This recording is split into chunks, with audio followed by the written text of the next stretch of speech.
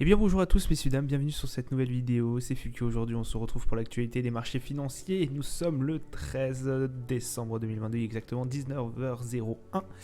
Le CAC 40 qui finit et qui clôture en belle hausse, plus 1,42%, oui 1,42%, l'Eurostock plus 1,48%, le DAX plus 1,34%, le FTSE 100 plus 0,76%, le Dow Jones qui toujours en train de tourner nous fait un ralentissement mais fulgurant, moins 0,3%, moins 0,03%. Le Nasdaq qui aussi price énormément, malgré qu'on reste dans le vert, on est à plus 0,49%, le Nikkei 225 moins 0,21%, le pétrole Brent qui est à 80,96$ exactement, le 11 d'or à 1808, l'euro USD 1,062.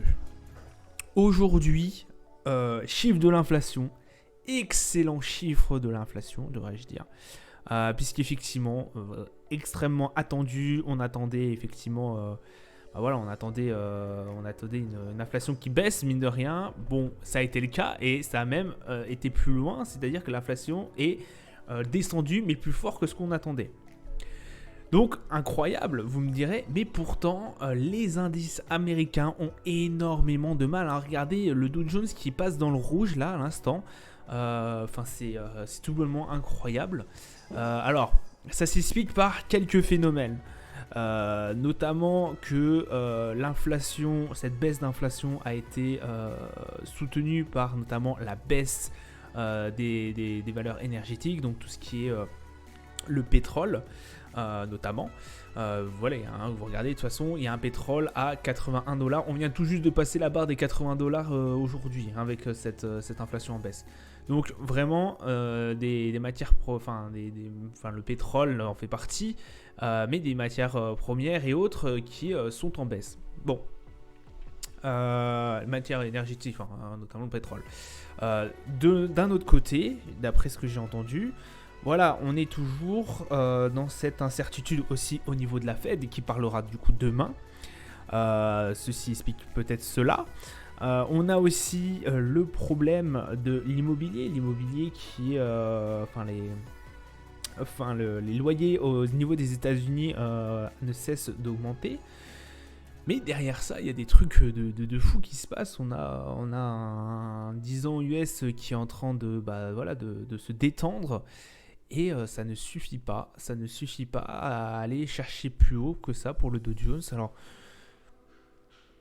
je suis assez dubitatif. Là, il va me falloir en fait des raisons. Regardez, moins 0,17 pour l'instant pour le Dow Jones, alors qu'on sort une masterclass au niveau de l'inflation.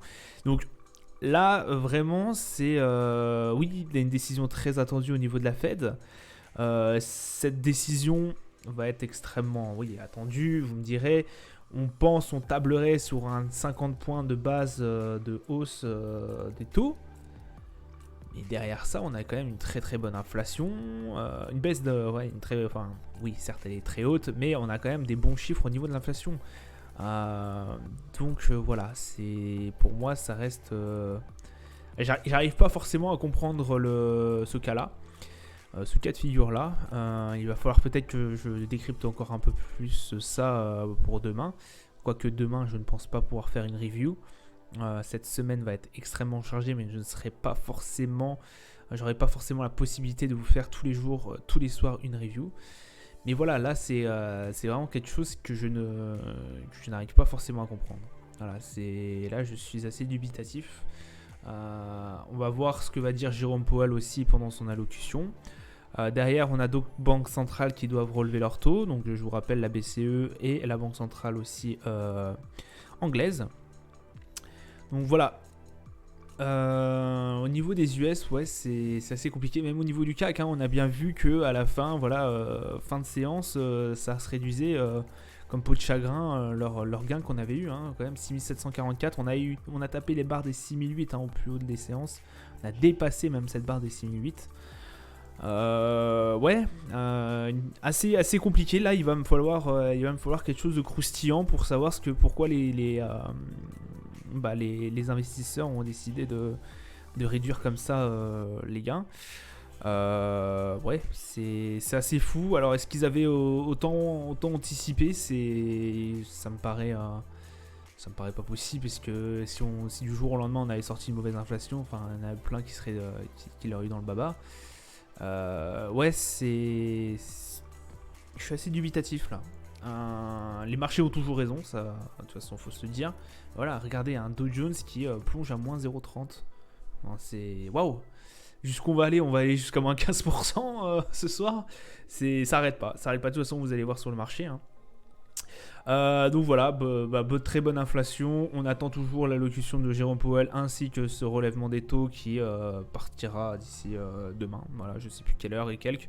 Je crois que l'allocution de la Banque Centrale sera autour des 19-20 heures, je crois. Autant vous dire que je serai pas là pour la regarder, hein, voilà, j'ai peut-être autre chose à faire. Du côté des valeurs, on a eu ArcelorMittal qui a fini en hausse à 2,5%.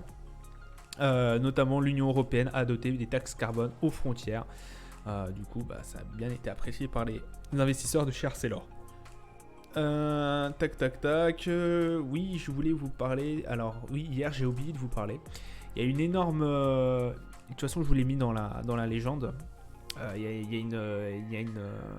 eu un palmarès au niveau du CAC qui a été à souligner quand même. On a fait un plus 142%. Alors, je ne me rappelle plus l'action. Ouais, plus 0,42%. Plus 142, pardon. Plus 142%. Donc voilà, c'était assez exceptionnel. J'ai oublié de vous en parler. Vous m'en excuserez. Mais voilà, il fallait quand même le souligner. Au niveau du calendrier des annonces économiques, on a la confiance des entreprises au niveau australien, changement du nombre de demandeurs d'emploi au niveau du GBP. L'indice de sentiment ZU qui est en baisse est bien plus que ce qu'on... Ah, en hausse, pardon. Oui, pardon.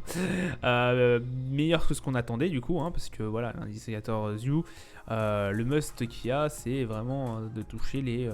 voilà, plus on est haut, mieux c'est. Là, on est vraiment en phase ça se dégringole pas mal. On avait des moins 50, moins 61. Là, on a commencé à remonter un peu la pente. Et voilà, le taux d'inflation annuel et de base. Voilà, on attendait 6,1, on a eu 6%. Et on avait 7,3, on a eu 7,1 en taux d'inflation annuel. Donc voilà, une inflation qui baisse. Donc très très bien. Au niveau mensuel, du coup, on attendait 0,3% au niveau de novembre. Du coup, on a eu 0,1, donc c'est très très bien. Vraiment, on a une inflation qui a bien baissé. Alors voilà, suite à pas mal de... Voilà, j'ai regardé un peu, mais... Pour moi, ça explique pas forcément beaucoup de choses. Voilà, je pense que Jérôme Powell va nous mettre la lumière dessus demain. Mais pour moi, ça n'explique pas énormément de choses, cette rehausse, cette rebaisse actuelle des indices. Moi, ça m'étonne un peu. Voilà. Donc du coup, taux d'inflation qui reste très bon. Et voilà, qui reste meilleur que ce qu'on attendait. Pour moi, les marchés auraient dû exploser à la hausse, mais ça n'est pas le cas. Je pense notamment à cause de ce qui va se passer demain. Au niveau des marchés, alors les marchés, voilà. Là, vous avez vraiment l'exemple typique au niveau du Nasdaq. Cette mèche énorme qu'on a eue dès que les indicateurs, dès que l'inflation est sortie, vraiment une belle hausse. On avait cassé cette barre des 12 000 et on a pricé du moment où c'est sorti jusqu'à la fin, jusqu'à maintenant, on a fait que reculer.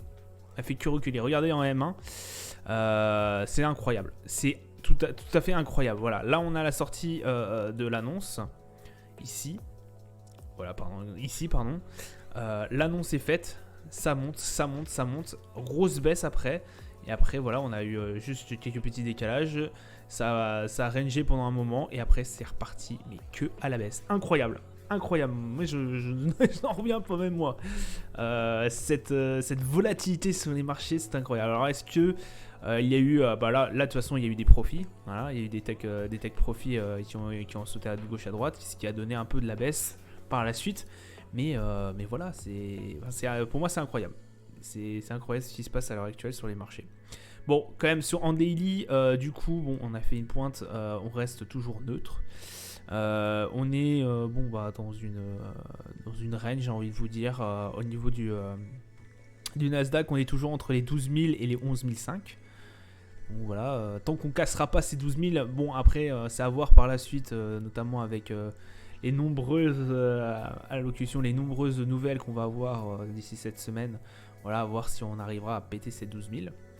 Le DAX c'est pareil, voilà, on a été chercher cette barre des 14 600 et là on n'arrive pas. Là on a des énormes problèmes, on n'arrive pas à foutre la tête dedans, on n'arrive pas à la casser.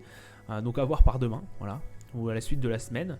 Le RSI du coup qui est toujours, bon, on s'approche quand même d'un niveau de surachat. Donc voilà, un MACD qui est toujours bien haussier aussi. Le Brent du coup lui qui pète à la hausse hein, par contre. Le Brent avec la hausse des indices et autres, bon il a quand même réussi à péter cette barre des 80$, 81,18 là pour l'instant. Très belle hausse hein, au niveau du Brent, mine de rien. Le MACD qui price, enfin au niveau du MACD on est vachement quand même baissier. On reste baissier. Au niveau du RSI on va peut-être atteindre la zone de neutralité, mais encore c'est à voir avec la suite des événements. Le 11 d'or, pareil, le 11 d'or, bon lui il price moins que les indices, hein, mais 1810$, très bien, on avait atteint les 1830, enfin 1820 et quelques. On a même failli atteindre les 1830, mais bon voilà, c'est en train de reculer en ce moment. Donc un RSI qui quand même reste très bon, bien en zone d'achat au niveau du MACD. Le RSI qu'on commence à se rapprocher aussi de la zone de surachat, hein, donc le MACD bien aussi. Hein. Le S&P, bon voilà, là, je ne vais pas vous faire un descriptif, la mèche énorme qu'il y a, c'est vraiment des mèches comme ça, je crois qu'il ne doit pas en avoir beaucoup quand même. Si là on en a une, enfin ouais c'est assez incroyable, ça vous montre un peu l'état d'esprit du marché hein, quand même. Hein. Ça vous montre que là les investisseurs ils ont un peu les pétoches de ce qui va se passer par la suite. Malgré quand même on a eu je crois on a eu quand même pas mal d'exchanges hein, qui ont été faits sur cette séance, mais voilà là on prend le carambolage, j'ai envie de vous dire. Le RSI bon on est en zone neutre, le niveau du MACD bon on est toujours dans une range entre les 4100 et les 3900 et quelques. Voilà, hein, on verra par la suite. Au niveau du CAC 6717, on arrive à tenir un peu le mouvement. Mais voilà, on est bien loin des 6008 qu'on avait atteint au moment de l'annonce. Donc voilà. Au niveau du MACD, bien haussier. Au niveau du RSI, bon, on reste. On va peut-être arriver en zone de surachat, mais faire attention. Bon, ça reste positif tout de même. Mais c'est pas foufou quoi. C'est vraiment pas foufou. Donc faites très attention. Voilà, c'est une semaine qui va être compliquée. On va voir par la suite, mais ça risque d'être mouvementé. Je vous laisserai sur ça du coup. Je vous souhaite une agréable journée, une bonne soirée. Je vous dis à plus tard. Ciao.